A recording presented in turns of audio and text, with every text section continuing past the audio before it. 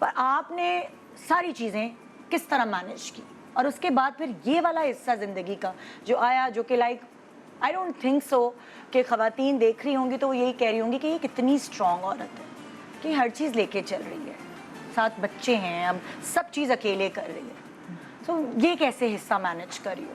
मैंने तुम्हारी पाकि तो सारी देखी हैं, ये वाला हिस्सा थोड़ा सा कठिन है, लेकिन कहते ना जब अच्छा वक्त नहीं होता बुरा वक्त भी गुजर जाता है, और यू नेवर नो कि शायद ये अच्छा वक्त हो तुम्हारे लिए। नहीं, मुझे लगता है कि हर वक्त जो भी वक्त आता है वो एक, हम बीइंग मुसलमान हमारा एक फेथ होता है और हमें वो भरोसे के साथ चलना चाहिए कि वो अच्छा था तो ये भी, इसकी भी कोई वजह है, ठीक है, ऐसे तो ये चीज़ें नहीं होती। बाकी क्योंकि हम एंटरटेनर होते हैं, अदरवाइज़ ये चीज़ें डिस्कस करना आके मीडिया पे, it's too obviously for any women it's too upsetting, बहुत अपसेटिंग भी एंड बहुत डिफ़िकल्ट भी होता है कि आप, लेकिन मैं कहती हूँ कि बहुत सारे लोग कभी कभी इन चीज़ों को सुन के हौसला भी ले लेते हैं कि ठीक है, वो एक, और कभी भी ज़रूरी नहीं है कि दो लोग अगर अलग हों तो उसका मतलब ये नहीं है कि मतलब आप बिटर हो जाएं। हाँ, आप ज़िंदगी की एक पॉजिटिव साइड ज़रूर देखें और अपनी रिस्पॉन्सिबिलिटी को ये वो भार ना समझें, बल्कि ये समझें कि अल्लाह ने आपको चूज़ किया है। आपको कहते हैं ना, वो आपके ऊपर मुश्किल आती ही तब है कि आपको स्ट्रॉन्ग बनाना था। बिल्कुल। पता नहीं और कितना स्ट्रॉन्ग बनना है मैंने। तुम्हें लगता है कि तुम्हारे ऊपर ये मुश्किल आई है? होता है ना कभी कभार, या तो आप मुश्किल से निकलते और या कभी कभार आप मुश्किल में जाते। हमने मतलब लाइक होता है ना, किसी और की कपल की हमने लाइफ देखी हो तो हमें नज़र आता है कि अच्छा हाँ उनके पास, उनके साथ ज़िंदगी में थी गड़बड़ें, लेकिन हमने तुम्हें और फ़ख्र को देखा एक साथ। मैंने कितनी दफ़ा तुम दोनों को इंटरव्यू भी किया है, उठे बैठे भी हैं, हम लोग मिले भी हैं, लेकिन हमने कभी कोई ऐसी फीलिंग हमें आई नहीं कि ऐसा कभी ज़िंदगी में हो भी सकता है। ये एकदम अचानक खबर आई और मैंने कहा नहीं ये मजाक हुआ है, ये किसी ने ऐसे ही फैला दी है। फिर मैंने दोबारा देखा, फिर तुम्हारा भी देखा इंस्टा, तो फिर मैंने कहा आई डोंट नो कि क्या हुआ ये एकदम। सो तुम्हारे जो वेल विशेस हैं ना वो थोड़े से परेशान हो गए कि व्हाट इज़ दिस, नज़र लग गई, क्या हुआ। कभी नहीं हमने मतलब लाइक सोचा ही नहीं होना, हम तो साथ उठते बैठते भी थे, मिलते भी थे दावतों में। जब कदर ना करो तो खुदा छीन लेता है, चाहे वो इश्क हो और चाहे रिस्क हो। ये तो बहुत प्यारी बात है।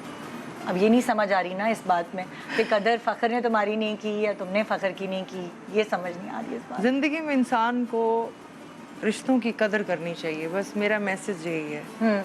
और वो कदर जो है ना वो ज़रूरी है। ये ज़रूरी नहीं है किसने किसको खो दिया, ये ज़रूरी नहीं है कौन जीत गया। इस जंग में जीत के भी हार ही होती है। सही बात है। तो दिस इज़ नॉट इम्पॉर्टेंट कि क्या हुआ, कौन सही है कौन गलत है। लेकिन यह है कि जब ताल्लुक़ ख़त्म तो फिर बात भी ख़त्म ही हो जानी चाहिए। ये तो है, बहुत सारे लोग खोल चढ़ा के ज़िंदगियाँ गुजार रहे होते हैं ऐसे, और उनको ये भी पता होता है कि हमारी कोई कदर ही नहीं है। मतलब जो दूसरा आपके साथ आप ज़िंदगी गुजार रहे हैं, जिसके साथ आप ज़िंदगी गुजार रहे हैं, जिसके लिए आप दिल में प्यार बसाए बैठे, लेकिन हमारी तो कोई कदर ही नहीं है। सो ये अंदाज़ा तुम्हें कब से होना शुरू हुआ कि मेरी कोई कदर ही नहीं है?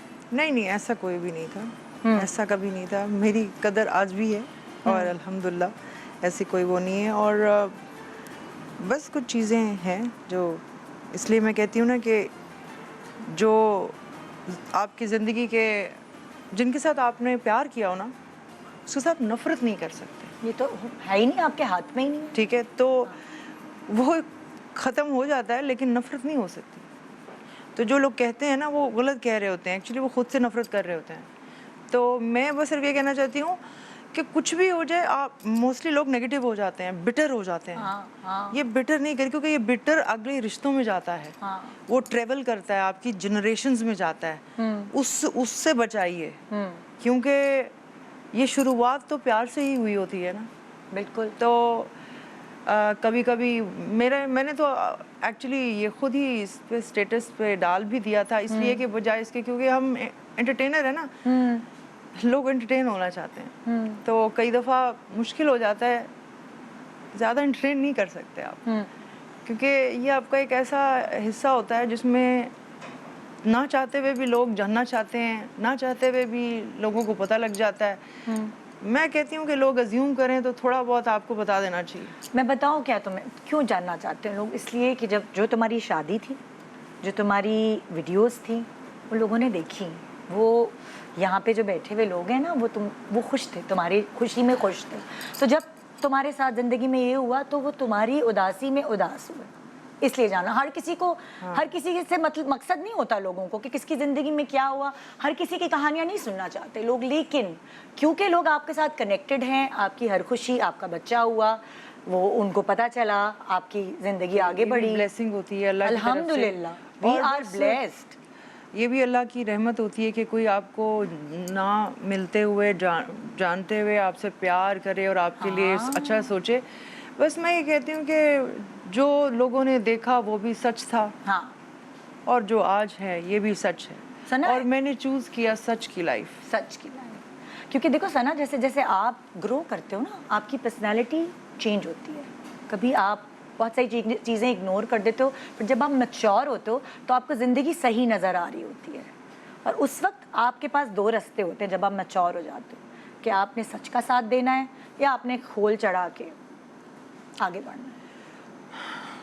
सही कह रहे हैं, ऐसे ही। तो तुमने सोचा कि मैं सच का साथ दूं, लेकिन तुम लोगों ने कुछ फैसला, मैंने हमेशा ही सच के साथ दिया। बाय द वे, खरी हो तुम इस मामले में। मुझे आता नहीं है। हाँ। मुझे सिर्फ स्क्रीन के लाइक अभी भी स्क्रीन पे, लेकिन मैं एज एन एक्टर जब अपने कैरेक्टर में होती हूँ तो एक होती हूँ, लेकिन जब मैं इंटरव्यू दे रही होती हूँ या जब मैं पब्लिकली इंटरेक्शन होती है, मुझे ऐसा नहीं होता। मैं कहती हूँ कि कोई मुझे क्या जज कर रहा है या मेरी क्या है। मुझे कभी अपने आप को बनावट में लाना अच्छा नहीं लगा।